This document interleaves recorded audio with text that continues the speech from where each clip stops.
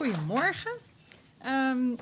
Om te beginnen, dank voor de organisatie dat wij hier mogen zijn en mogen spreken om een juridisch sausje te gieten over waar het de hele dag over gaat.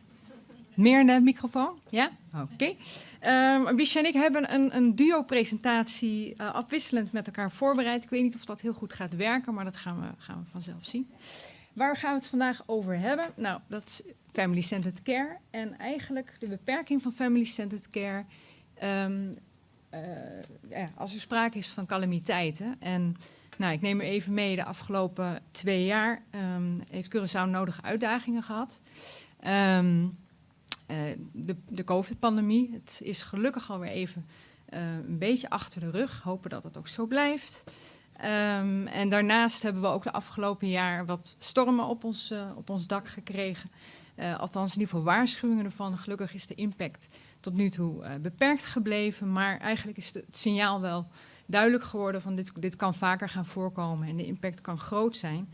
En dan moeten we voorbereid zijn. Nou, de regering heeft in de afgelopen jaren ook de nodige maatregelen getroffen. In de COVID-tijd en ook in de tijd van de naderende stormen. En die maatregelen die hebben een behoorlijke beperking op onze bewegingsvrijheid gehad.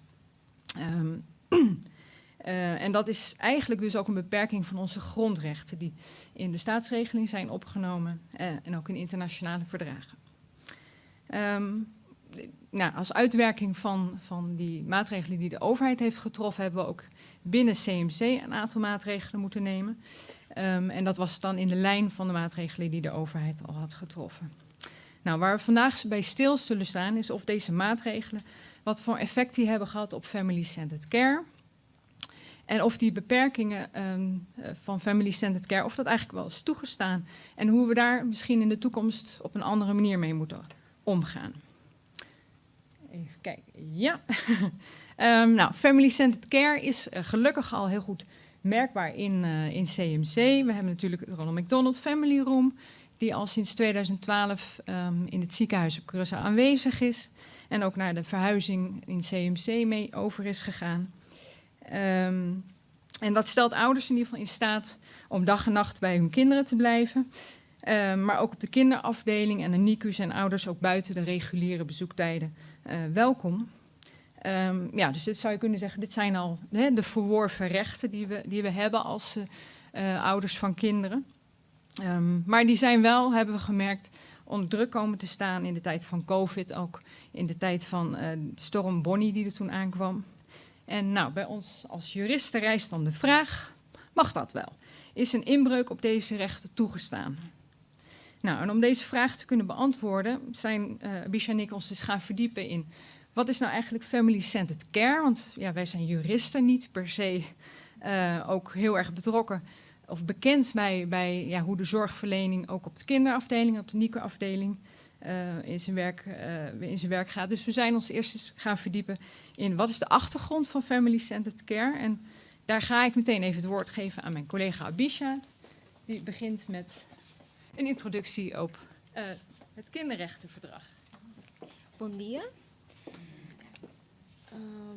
Ja, de beginselen van family-centered care zijn een uitwerking van een deel van het internationaal verdrag in zaken rechten van het kind. Dit verdrag werd op 20 november 1989 door de Verenigde Naties aangenomen. En in februari 1995 werd dit verdrag door Koninkrijk der Nederlanden aanvaard. Dat betekent dus dat dit verdrag voor alle landen van het Koninkrijk van toepassing is en ook voor Curaçao. De rechten van het verdrag dienen door alle verdragspartijen geaccepteerd, beschermd, gerealiseerd en beschermd te worden. En dit kunnen ze doen door de noodzakelijke wettelijke en bestuurlijke maatregelen te treffen voor alle kinderen die eigenlijk dus in een land wonen. De rechten van het verdrag hebben ook nog een horizontale werking. Dat betekent dat niet alleen maar de overheid aangesproken kan worden als de overheid zich niet aan een van die rechten voldoet, maar ook burgers, instellingen, scholen, ziekenhuizen, etc. Voorbeelden van artikelen van het verdrag die eigenlijk een horizontale werking hebben, zijn artikelen 3, 9 en 18 van het verdrag. Ja. Artikel 3 houdt samengevat in: belangen van een kind dienen de eerste overweging te vormen bij het nemen van alle maatregelen voor het kind. En dit is ongeacht of die maatregel door de overheid, door het ziekenhuis, scholen, ouders en dergelijke genomen wordt. En artikel 9 is samenvattend dat alle kinderen hebben het recht om samen met hun ouders te zijn. Dit is hoofdregel, maar natuurlijk zijn er uitzonderingen hiervoor. En een van die uitzonderingen zijn als het niet in het belang van het kind is.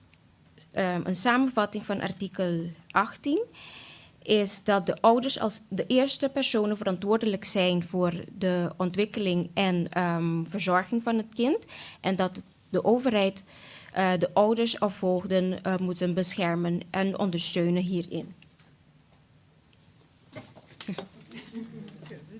Plekkeloos. Ja, dus het internationale verdrag voor de rechten van het kind, die zijn vervolgens uitgewerkt in een handvest kind en ziekenhuis. En dat is in 1988 opgesteld door de European Association for Children in Hospital. En dat handvest dat is in overeenstemming met het internationaal verdrag voor de rechten van het kind. Dat handvest dat bestaat uit 10 artikelen. Nou, daar hebben juristen graag, daar hebben ze het graag over, die hebben daar gevoel bij. Wat aardig is van het handvest, het is zowel in grote mensentaal als in kindertaal beschreven, zodat het eigenlijk voor iedereen wel begrijpelijk en toegankelijk is. Om een goed beeld te krijgen van de effecten die calamiteiten hebben op family-centered care, is het goed om eerst eens naar het handvest te kijken. Het handvest geeft aan wat de basis is van gezinsgerichte zorg, oftewel family-centered care. En dan is het ook eigenlijk goed dat we ons de vraag stellen als eerste: hebben wij als CMC die basis al helemaal op orde?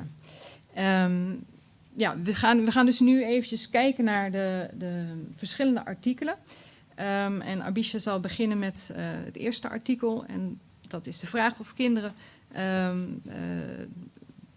moeten worden opgenomen in een ziekenhuis.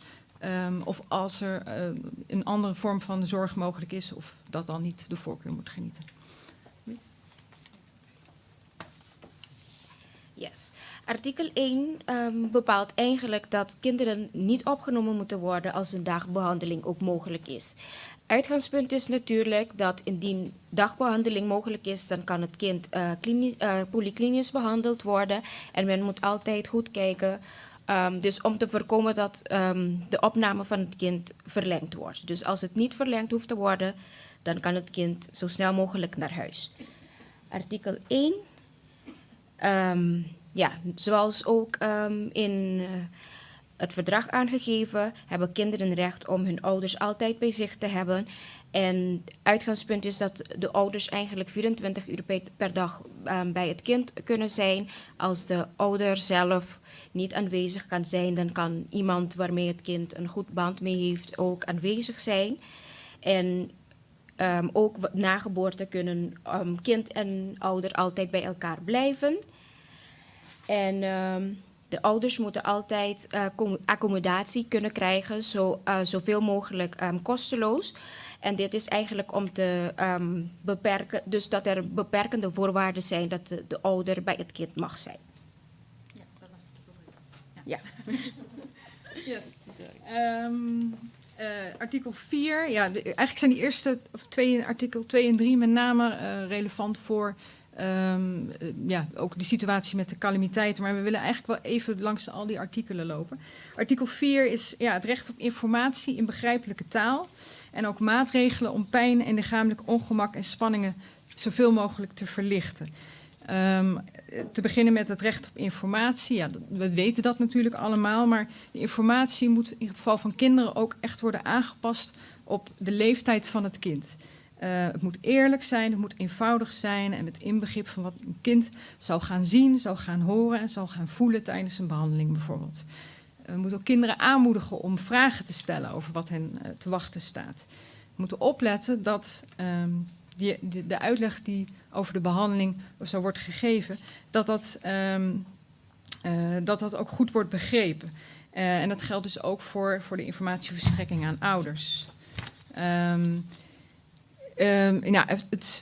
Desnoods moet het ook zo vaak mogelijk worden herhaald als nodig is, om ervoor te zorgen dat het kind goed begrijpt wat hem te wachten staat. En de ouders natuurlijk ook. Nou, in geval van de preventieve maatregelen, probeer zoveel mogelijk het kind af te leiden, zo min mogelijk te fixeren. Nou ja, dat is vooral jullie vakgebied. Maar het is goed om daar eens bij stil te staan. Artikel 5 is de informatie die we dan verstrekken, die moet ook voldoende zijn om een informed consent te kunnen geven als ouder of als kind.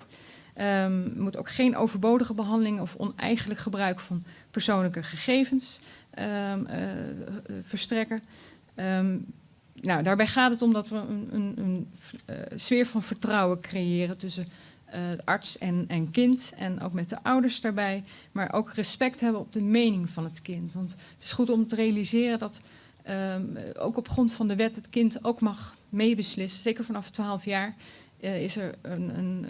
Is het kind ook degene die mag meebeslissen over welke behandeling die wel of niet zou willen hebben. Artikel 6. Kinderen worden alleen met leeftijdsgenoten verpleegd, niet met volwassenen op de zaal. Nou ja, dat lijkt me denk ik redelijk vanzelfsprekend. Geen leeftijdsgrens aan bezoek.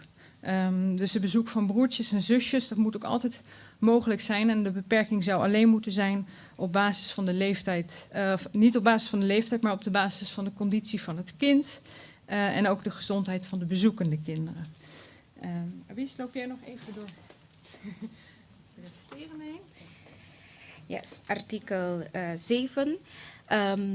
Het kind heeft recht op verblijf in een stimulerende omgeving. En het kind heeft dus recht om onderwijs op eigen niveau te kunnen volgen, om te kunnen spelen en actief te kunnen zijn. En als het mogelijk is, ook in contact te zijn met andere kinderen.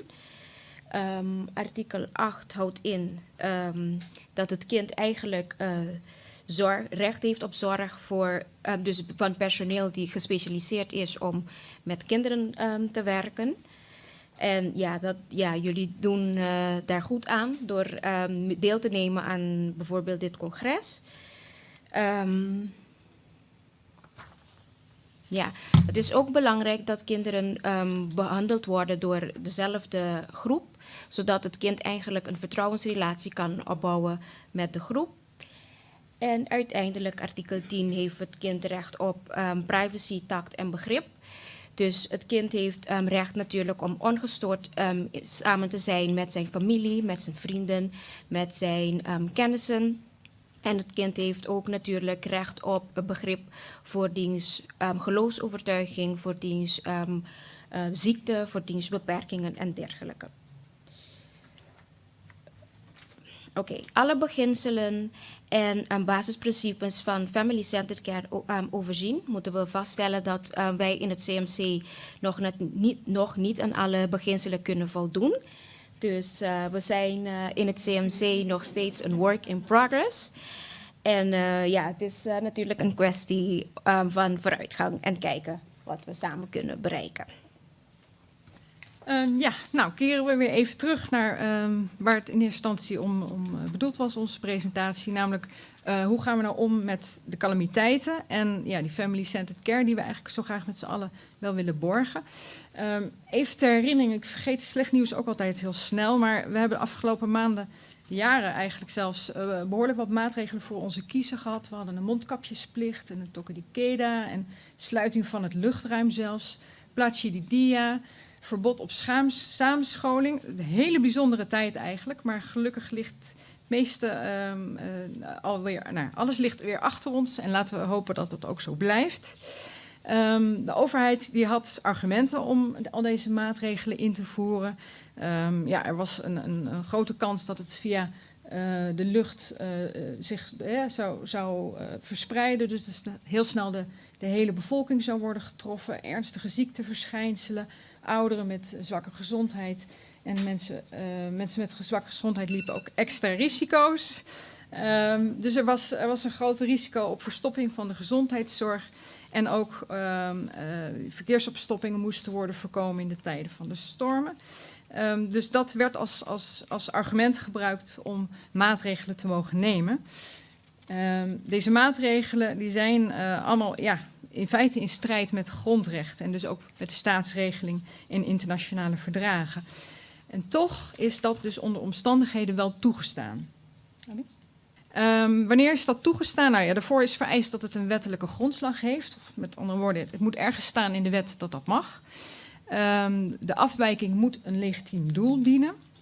En het moet noodzakelijk zijn in een democratische samenleving. Oftewel, de maatregel moet proportioneel zijn. En nou, in CMC werd... ik zit heel jouw verhaal te doen. Ik ga even gauw door. In CMC werden dus ook van overheidsregelen, maatregelen getroffen die daarmee in lijn zijn. Dus ja, de bezoekuren werden geannuleerd, polieafspraken werden afgezegd en zoveel mogelijk werden klinische patiënten ontslagen. En ook ouders van gehospitaliseerde kinderen mochten niet meer onbeperkt bij hun kinderen aanwezig zijn. Ja, basisprincipes 2 en 3 van het handvest vormen. Dus daarmee krijg je een botsing van belangen. Aan de ene kant het belang van de overheid en van CMC om de gemeenschap zo goed mogelijk op het ergste voor te bereiden. En aan de andere kant het belang van kinderen en ouders om niet van elkaar gescheiden te worden. Achteraf terugkijkend kan de vraag gesteld worden of die inperking van rechten of dat gerechtvaardigd was. Met andere woorden, dienden die maatregelen die we hier in huis hebben getroffen, dienden ze een legitiem doel? En was het noodzakelijk om dat doel te bereiken? Met andere woorden, was de maatregel proportioneel? Nou, is dat ook altijd lastig om achteraf te bekijken, omdat we nu weten dat bepaalde dingen gelukkig zijn meegevallen. Dus of de maatregelen op dat moment niet genomen hadden moeten worden in deze omvang. Ja, het is makkelijk praten achteraf. Maar ik denk dat het belangrijker is, kijkend naar de toekomst, met elke maatregelen die we treffen hier in huis, dat je altijd weer de vraag stellen, wat is het legitieme doel dat we met de maatregel dienen? En is het nodig om deze maatregel te treffen om dat doel te bereiken? Of kan het misschien met een minder ingrijpende maatregel? Dat geldt zeker in situaties van calamiteiten, maar dat geldt dus eigenlijk op elk moment. Elke maatregel die we treffen, denk bijvoorbeeld aan bezoekuren. Is het nodig dat we bepaalde inperkingen doen? Waarom willen we dat? En wat is het nut wat dat dient? En met name, kan het eventueel ook op een andere manier? Nou, daarmee zijn we aan het einde gekomen van onze presentatie. Als er nog vragen zijn, dan komt dat strakjes. En als er vanuit de verpleging bijvoorbeeld op een ander moment nog eens een keer behoefte is om eens te klankborden met juristen, onze deur staat altijd open. We zitten op de C-vleugel begane grond en u bent altijd welkom.